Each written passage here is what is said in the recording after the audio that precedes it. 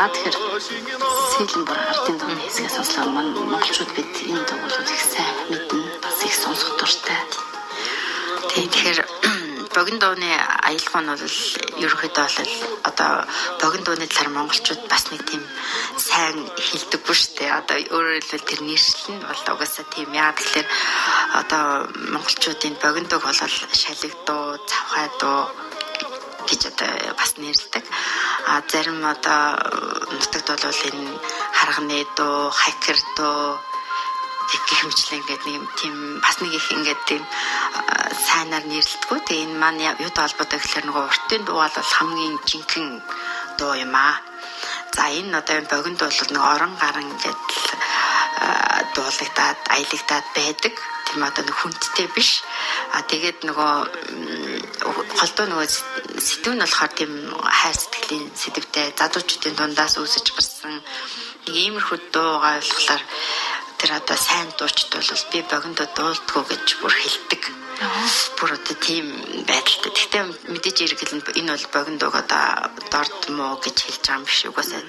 Тийм энэний дотор бол үнэхээр олон их чухал санаа, маш их чухал агуулга одоо бидний мэдэх ёстой соёлын үг маань үнэхээр байдаг. Тийм учраас энэ богино дуугаа аль болохоор эрхэмлэн хайрлах хэрэгтэй.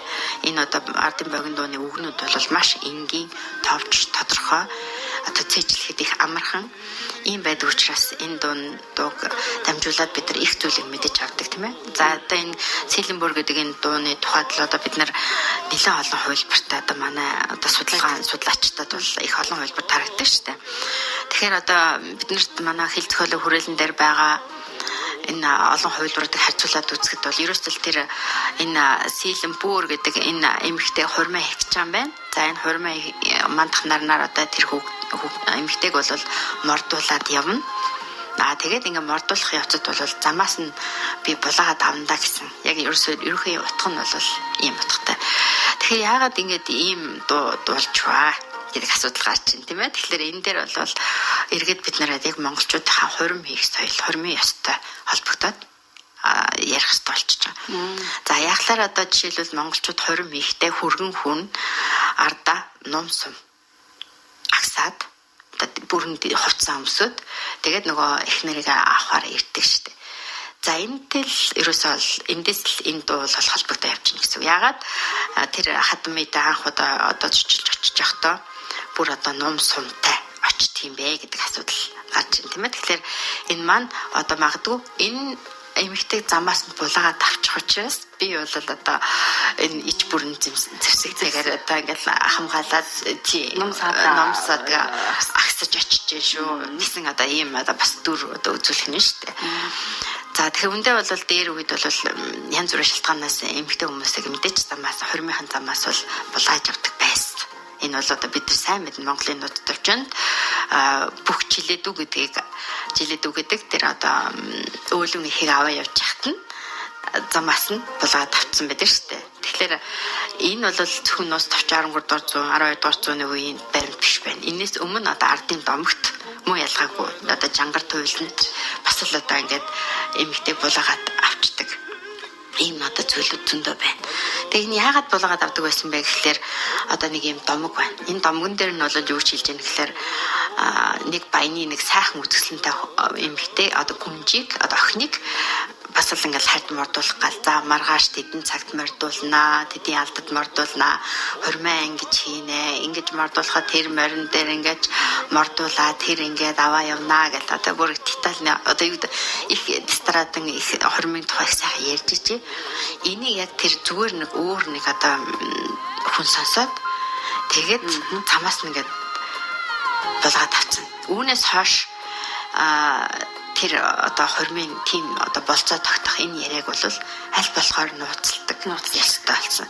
Тийм учраас одоо баруун монголчууд өнөө дотор торгуудууд бол нуувчин ёс гэж одоо ярьдаг. За энэ дээр бол их уран сайхан цэцэн үгээр хурмын зууч очдог штеп. Одоо бид нар ч гэсэн хурмын дээр ирээд олддгүй эрдэнэ сураад олддгүй сувд гээл тийм ээ. Яа одоо булган намнаа чинь манад танаад манад байна. Булга зүгээр манай танаад байгаа байна гэл ингээд ярьж байгаа шүү. Яагаад ингэж ярьдаг болсон бэ гэдэг чинь л одоо яг энэ чи одоо нууцалж далдалж одоо ярьдаг ийм ястаа бол холбоотой болж ирж байгаа. Тийм ээ. Тэгэхээр энэ сэлэнбүүр гэдэг бол мандах нарнаас өмнө мордуулна гинэ.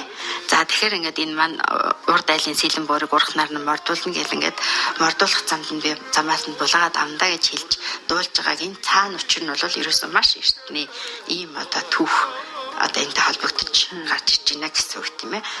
Тэгээд л одоо энэ дууныхаа үгэн олон хувилбар байгаа. Тэгээд энэ дээр нь болохоор тэр талд нь тавьдаг яс байна, танд нь учих сүнс байна, тав даруйдаа эс болбол тамийн үүдэн дээр зарахтай.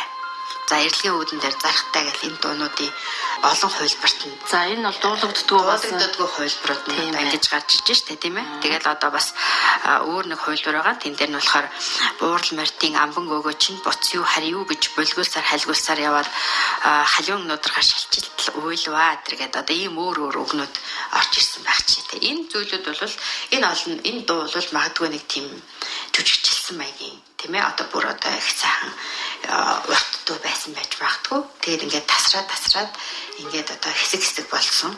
За ингээд энийг ингээд нийлүүлэхээр нэг сайхан дуулалт жүжиг, нэг сайхан киноны байж болох, сэтвч байж гарч ирж болох. Эндээс одоо бид нар бол хормын үгийг яаж ямар учраас ингэж нууцлж хэлдэг вэ? Энэ зүйлийг одоо бид нар мэдчих болно тийм ээ. Одоо туйлан дээр ардын туйлан дээр одоо тэгдэж штэ. За одоо энэ нүдэнтэй галтай нүдэнтэй цагтаа энэ залуу юу хайж явнаа гэх тэгэхээр хааны олон ингэнүүд дотроос одоо ерөөсө хамартаа буйл хүргээгүй тэнгэрийн цагаан инг хайж явнаа гэж хүү хариулж идэг. За энэ муу ялгаагүй. Тэр бол хааны гүнжийг авахар явж байгаа баатар ирэн хилдэг үг байгаа тийм ээ. Тэгэхээр эндээс эхлээл ерөөсөө л тийм сайхан эмхтэй одоо ингээл олон баатар ирчүүд ир зорион гаргаж одоо ингэж замилж одоо булааж авдаг тэр ясал одоо энэ монголчуудад байжээ. Тийм ч учраас одоо монгол хормонд хоёр тал харилцсан бие биенийхээ хүч чадлыг сорьдог тийм яс